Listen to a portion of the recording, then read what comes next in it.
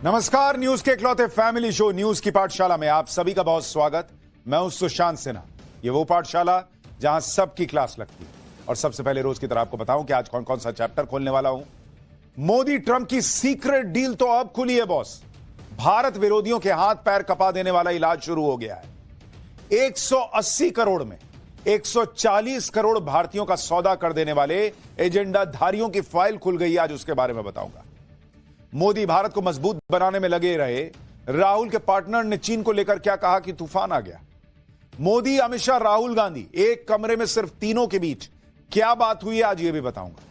सरकार और मुख्यमंत्री बने बिना ही मोदी ने दिल्ली में सबसे बड़ा वादा कौन सा पूरा करना शुरू कर दिया। जो केजरीवाल 10 साल में नहीं कर पाए, मोदी ने 10 दिन में करना कैसे शुरू कर दिया।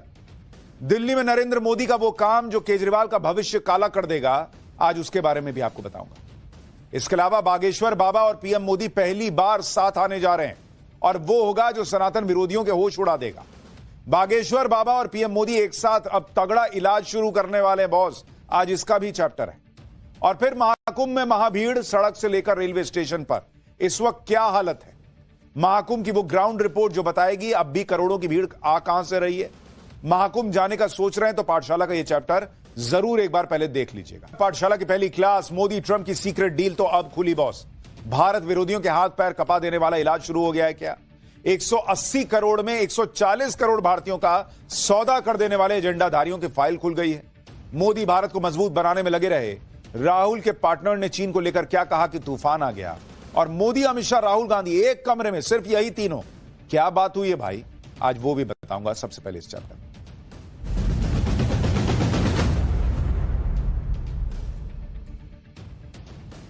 जब सारे लोग अमेरिका में नरेंद्र मोदी और डोनाल्ड ट्रंप की मीटिंग की बातें कर रहे थे, कोई टैरिफ चिल्ला रहा था, कोई किसी डिफेंस डील की बात कर रहा था, तब हमने पाठशाला में आपको कहा था कि नरेंद्र मोदी के दिमाग में कुछ और ही चल रहा है।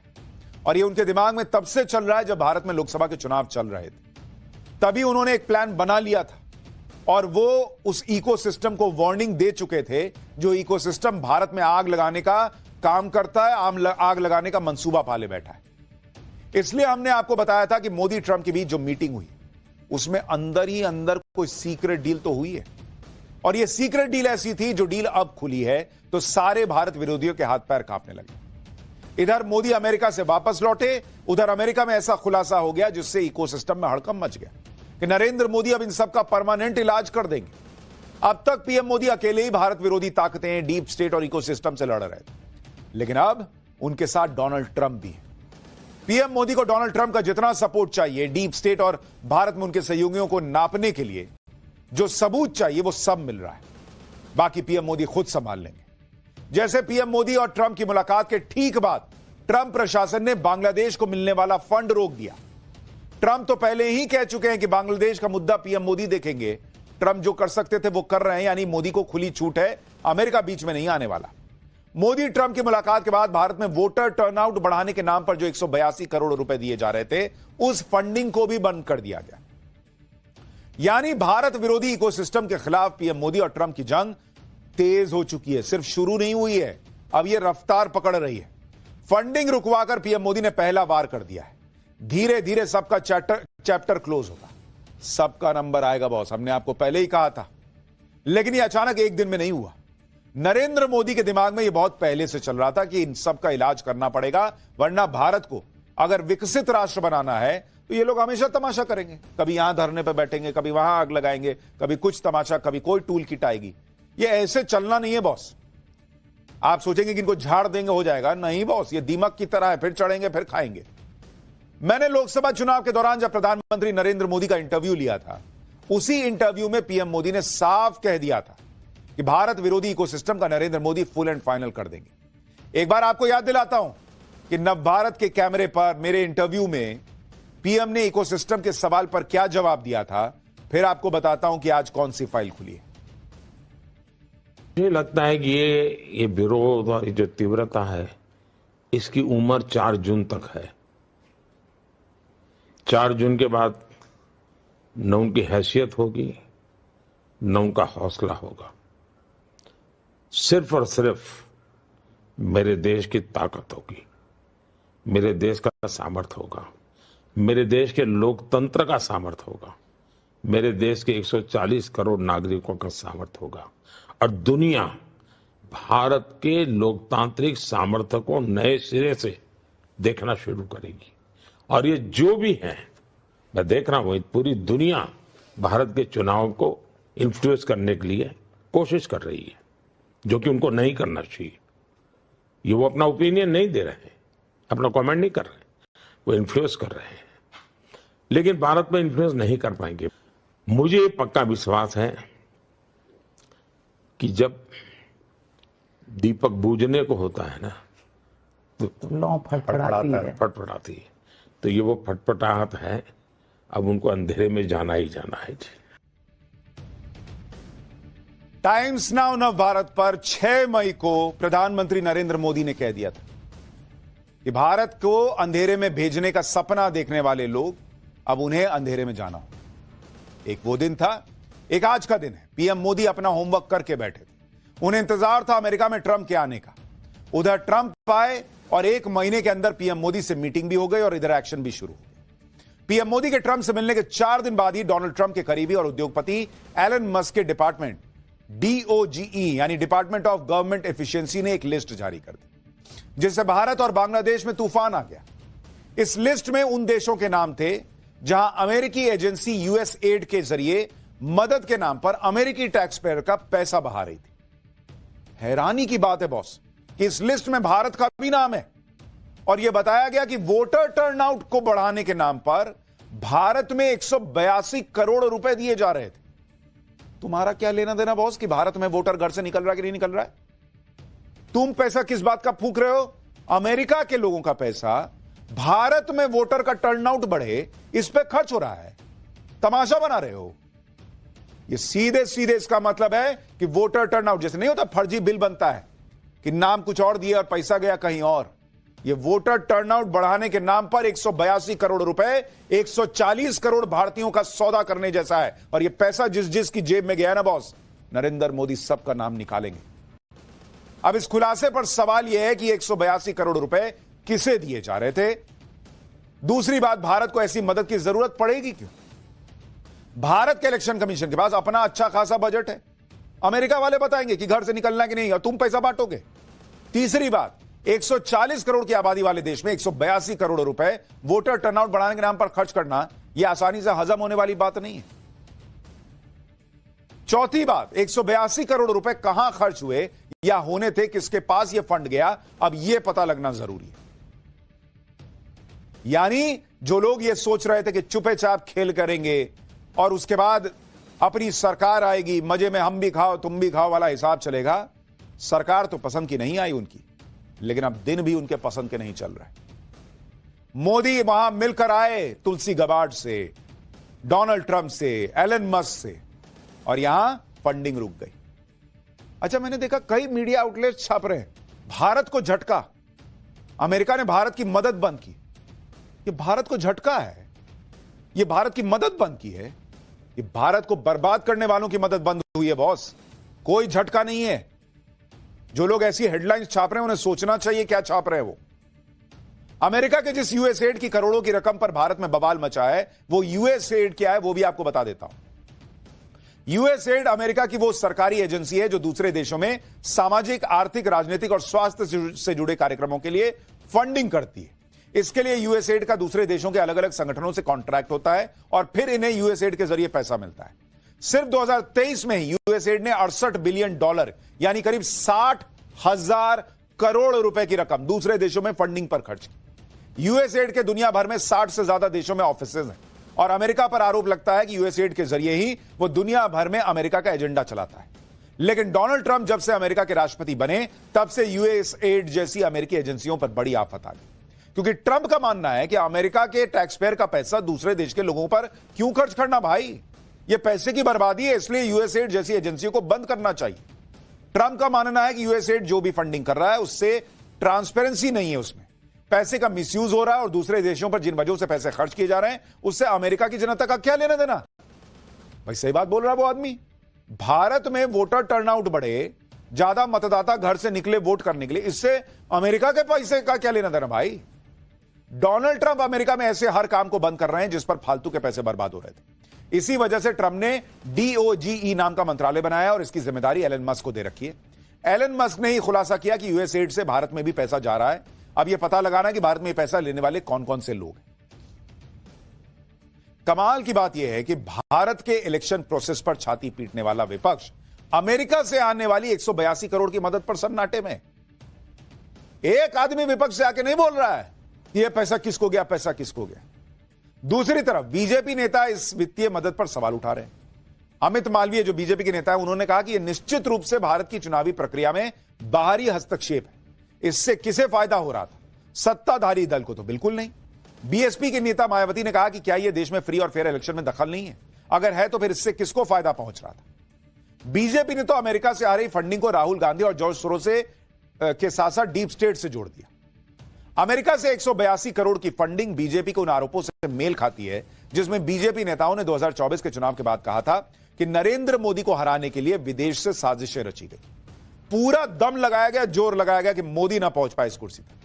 लेकिन अभी तक इन आरोपों का कोई आधार नहीं था, कोई सबूत नहीं था। बीजेपी यह भी आरोप लगा चुकी है कि अमेरिका में डीप स्टेट, जॉर्ज सोरोस सब मिलकर पीएम मोदी को हराने के लिए फंडिंग करते रहे और जॉर्ज सोरोस राहुल गांधी का गहरा कनेक्शन है। पिछले साल लोकसभा चुनाव के दौरान रूस ने भी कहा था कि अमेरिका की तरफ से भारत के चुनाव में दखल दिया जा रहा है। और अब जब यह मदद की बात सामने आ रही है वोटर टर्नआउट बढ़ाने के नाम पर, तो साफ साफ दिखने लगा है कि अमेरिका में बैठकर कोई तो था जो चाहता था कि मोदी हार जाए। अमेरिका का क्या इंटरेस्ट होगा सोचिए मोदी को हराने में? सीधा सीधा यही कि भारत की अर्थव्यवस्था रॉकेट बनी हुई है, भारत विकास कर रहा है, यह कैसे आगे जा सकता है जी? इसको नीचे करो। मोदी तो हमारी बैठ के सुनता नहीं, पहले वाले को सुना देते थे। मोदी को हटाओ, कोई अपने हिसाब का आदमी लाओ। यानी बीजेपी ने लोकसभा चुनाव को लेकर जो आरोप लगाए थे, अमेरिका से फंडिंग के जरिए भारत में दखल की जो बातें कही जा रही थी, वो अब सच साबित हो रही। और अमेरिका के DOGE विभाग की यह लिस्ट इस बात की गवाही दे रही है। अब उन लोगों की नींद उड़ी हुई होगी जो लोग विदेशों से पैसे लेकर भारत के खिलाफ माहौल बनाने में लगे थे।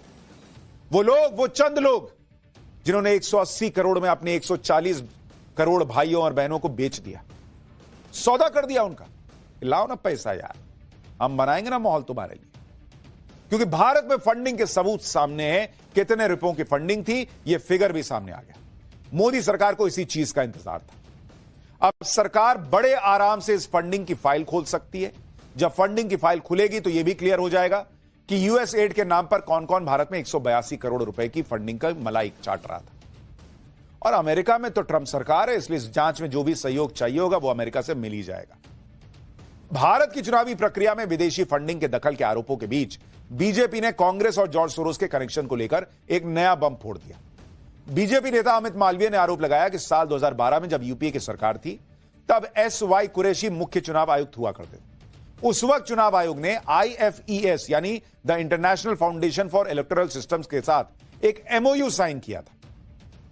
बीजेपी आरोप लगा रही है कि जिस संस्था के साथ चुनाव आयोग ने करार किया था, उसका कनेक्शन जॉर्ज सोरोस की ओपन सोसाइटी फाउंडेशन से था। बीजेपी ने आरोप लगाया कि आज कांग्रेस चुनाव में पारदर्शिता का रोना रोती है, लेकिन उसकी सरकार में तो पूरे चुनाव आयोग को विदेशी हाथों में सौंप दिया गया था। हालांकि इन आरोपों को SY कुरैशी ने खारिज किया। SY कुरैशी ने माना कि उनके मुख्य चुनाव आयुक्त रहते हुए IFES से करार हुआ था, लेकिन उस करार में कोई फंडिंग शामिल नहीं थी, ना ही फंड देने का कोई वादा था। उधर बीजेपी नेता अमित मालवीय की पोस्ट पर जवाब देते हुए कांग्रेस नेता पवन खेड़ा ने कहा कि कोई इन्हें बताया कि 2012 में जब भारतीय चुनाव आयोग को कथित तौर पर यूएस एड से यह फंडिंग मिली थी, तब सत्तारूढ़ पार्टी कांग्रेस थी। इस तर्क से तब के सत्ताधारी दल कांग्रेस को तथाकथित बाहरी हस्तक्षेप करवाकर अपनी ही चुनावी संभावनाओं को नुकसान पहुंचा रही थी और विपक्ष यानी बीजेपी ने सोरोस या यूएस एड की वजह से 2014 में चुनाव जीता था। लेकिन इससे यूएस एड के पैसे से भारत में माहौल बनाने वाले और भारत विरोधी काम करने वालों पर सवाल बंद नहीं हो जाएंगे, क्योंकि उनकी फाइल तो खुल चुकी है और मोदी इनका पूरा हिसाब किताब करके मानेंगे, ये लिख लीजिए। एक तरफ मोदी को हराने के लिए विदेशी पैसे के इस्तेमाल की बातें सामने आ रही, बीजेपी और कांग्रेस एक दूसरे पर आरोप लगा रहे हैं। उधर आज एक बड़ी बात यह भी हो गई कि नरेंद्र मोदी और अमित शाह की मुलाकात राहुल गांधी से हुई। एक ही कमरे में 3 नेता और बस यही तीनों। यह मुलाकात देश के नए मुख्य चुनाव आयुक्त को चुनने के लिए थी, जिसमें प्रधानमंत्री, केंद्रीय मंत्री के अलावा नेता विपक्ष होता है। देश में मौजूदा सीईसी यानी chief election commissioner Rajiv Kumar हैं, जो 18 फरवरी यानी कल रिटायर हो जाएंगे। पीएम मोदी, अमित शाह और नेता विपक्ष राहुल गांधी को मिलकर जो पैनल बना है, वो सर्च कमेटी की तरफ से शॉर्टलिस्ट किए गए उम्मीदवारों में से एक नाम चुनेगा और इस नाम की सिफारिश नए सीईसी के तौर पर राष्ट्रपति को भेजी जाएगी। इधर पीएम मोदी, राहुल गांधी और अमित शाह की मीटिंग हुई और उसी वक्त कांग्रेस ने एक प्रेस कॉन्फ्रेंस कर नए सीईसी के चुनाव पर मोदी सरकार को घेर लिया। कांग्रेस ने आरोप लगाया, क्या है वो सुन लीजिए, फिर बताता हूं कि इस देश में पहले कैसे सीईसी चुने जाते थे और कैसे पीएम मोदी इस प्रक्रिया को बदल रहे हैं, इसे पारदर्शी बना रहे हैं। कांग्रेस पार्टी का ये मानना है कि सुप्रीम कोर्ट ने जब ये इंडिकेट करा है कि 19 फरवरी को इसके बारे में वो हियरिंग करेगा और फैसला सुनाएगा कि कमेटी का कॉन्स्टिट्यूशन किस तरीके से होना चाहिए, तो आज की मीटिंग को पोस्टपोन किया जाना चाहिए। कांग्रेस नए सीईसी के चुनाव का विरोध कर रही क्योंकि 19 फरवरी को सुप्रीम कोर्ट में सुनवाई होनी। सुप्रीम कोर्ट में सीईसी और ईसी की नियुक्ति से संबंधित नए कानून को चुनौती दी गई है। इसी वजह से कांग्रेस मोदी सरकार को लोकतंत्र का पाठ पढ़ा रही है कि जब मामला सुप्रीम कोर्ट में है तो फिर यह बैठक क्यों। लेकिन कमाल की बात यह है कि जो कांग्रेस मोदी सरकार पर सवाल उठा रही है, उसके सत्ता में रहते हुए चीफ इलेक्शन कमिश्नर और ईसी यानी इलेक्शन कमिश्नर के चुनाव के लिए कोई कानून था भी नहीं। जो भी प्रधानमंत्री होता था उसकी सलाह पर राष्ट्रपति सीईसी और ईसी को नियुक्त कर देते थे। 2023 में मोदी सरकार इसके लिए कानून लेकर आई और अब देश में पहली बार चुनाव आयोग के मुखिया को चुनने में नेता विपक्ष की भी राय ली जा रही है। ये लोग तो अपने हिसाब से चुन देते थे, सिलेक्शन पैनल में नेता विपक्ष भी डाला गया है। यानी ये पीएम मोदी की सरकार है जिसने देश में चुनाव आयोग के मुखिया को चुनने के लिए पारदर्शिता को बढ़ाया, नेता विपक्ष को भी सिलेक्शन प्रोसेस में शामिल किया। लेकिन मोदी सरकार की तरफ से पास कानून को चुनौती दी गई है और 2023 में सुप्रीम कोर्ट की संवैधानिक पीठ ने फैसला दिया था कि चुनाव आयुक्तों की नियुक्ति एक पैनल करेगा। इसमें प्रधानमंत्री, लोकसभा में नेता प्रतिपक्ष और चीफ जस्टिस ऑफ इंडिया शामिल हो। कोर्ट ने कहा था कि यह प्रोसेस तब तक लागू रहेगा जब तक संसद चुनाव आयुक्तों की नियुक्ति को लेकर कोई कानून नहीं बना लेती। उसी साल मोदी सरकार ने सीईसी और ईसी की नियुक्ति से जुड़ा कानून पास किया था, जिसमें 3 सदस्यीय पैनल रखा गया। लेकिन इस प्रोसेस से CJI, chief justice of India को हटा दिया गया। इस कानून पर विपक्षी दलों का कहना था कि सरकार सुप्रीम कोर्ट की संवैधानिक पीठ के आदेश के खिलाफ बिल लाकर उसे कमजोर कर रही और इसलिए सुप्रीम कोर्ट में नए कानून के खिलाफ याचिका डाली गई। अब सोचिए, मोदी सरकार तो चुनाव आयोग में नियुक्ति के लिए कानून लेकर आई। हो सकता है हर कानून की तरह उसमें भी कुछ खामियां हो, लेकिन पहले की सरकारों में तो कानून था भी नहीं और वही लोग गाना गा रहे हैं कि बड़ा पारदर्शी नहीं हो रहा है। यार, ये क्या सिस्टम मोदी जी ने बनाया। एक तरफ मोदी और ट्रंप भारत विरोधी इकोसिस्टम की बैंड बजा रहे हैं, दूसरी तरफ ऐसा लगता है कि जैसे कांग्रेस ने डीप स्टेट वाला नैरेटिव फैलाने का ठेका उठाया हुआ। अब इंडियन ओवरसीज कांग्रेस के अध्यक्ष सैम पित्रोदा ने एक बार फिर ऐसा बयान दिया है जिससे बवाल कटा हुआ है। राहुल गांधी के करीबी सैम पित्रोदा कह रहे हैं कि भारत को चीन को अपना दुश्मन मानना बंद कर देना चाहिए। चीन से खतरे को अक्सर बढ़ा चढ़ाकर पेश किया जाता है। चीन को दुश्मन मानने के बजाय उसे सम्मान देना चाहिए। पित्रोदा कह रहे हैं कि भारत को चीन के प्रति अपने नजरिए को बदलने की जरूरत है। जरा सैम पित्रोदा को सुनिए क्या क्या कह रहे हैं, फिर बताता हूं कि सैम पित्रोदा के बयान पर बीजेपी ने कैसे कांग्रेस को भयंकर रगड़ दिया। I don't know what is the threat from China. I think there is always this thing blown out of at times proportion because US has the habit of defining an enemy. We need to change that pattern. You know, to assume that China is the enemy from day one, it's just not fair.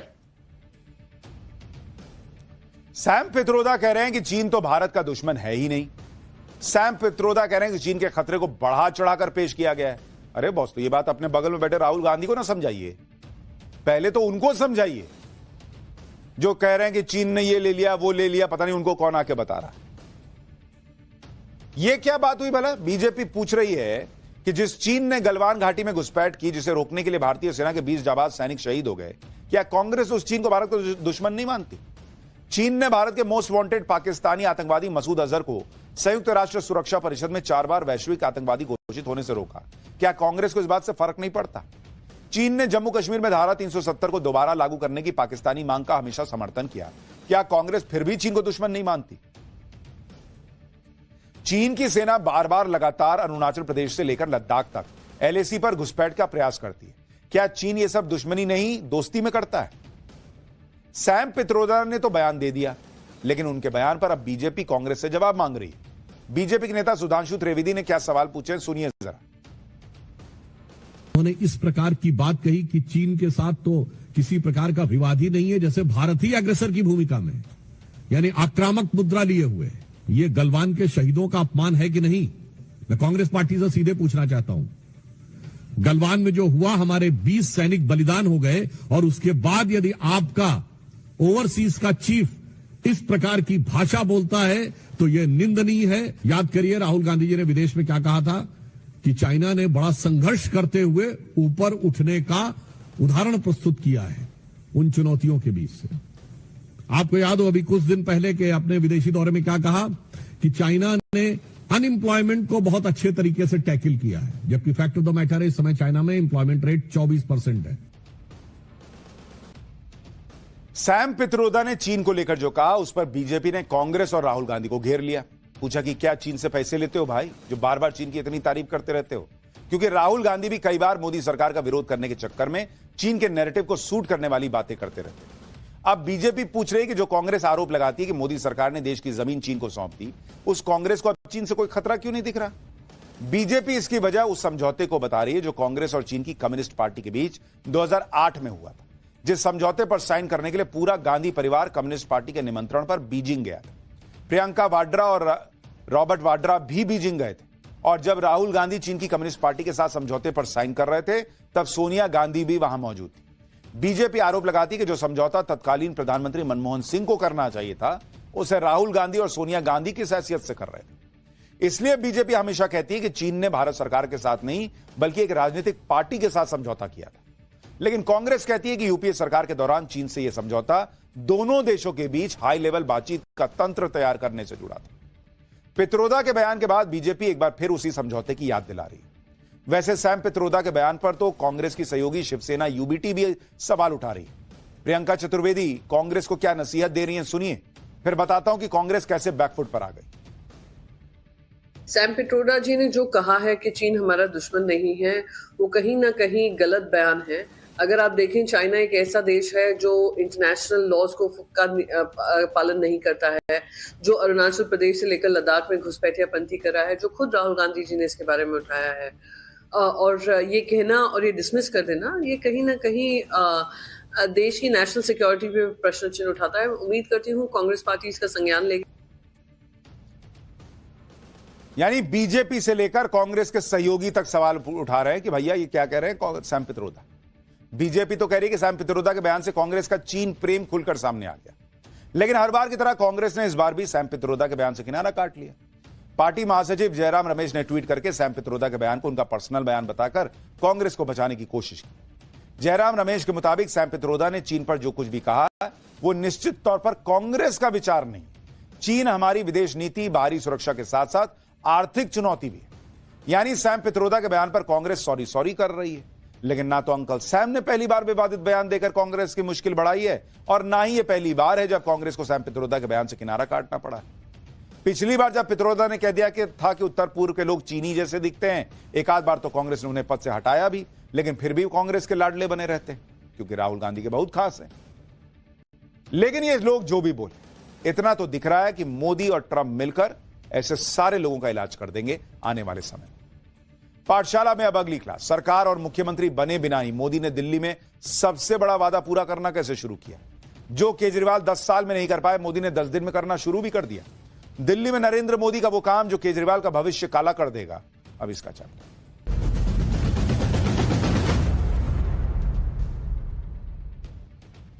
लोग अक्सर पूछते हैं कि मोदी के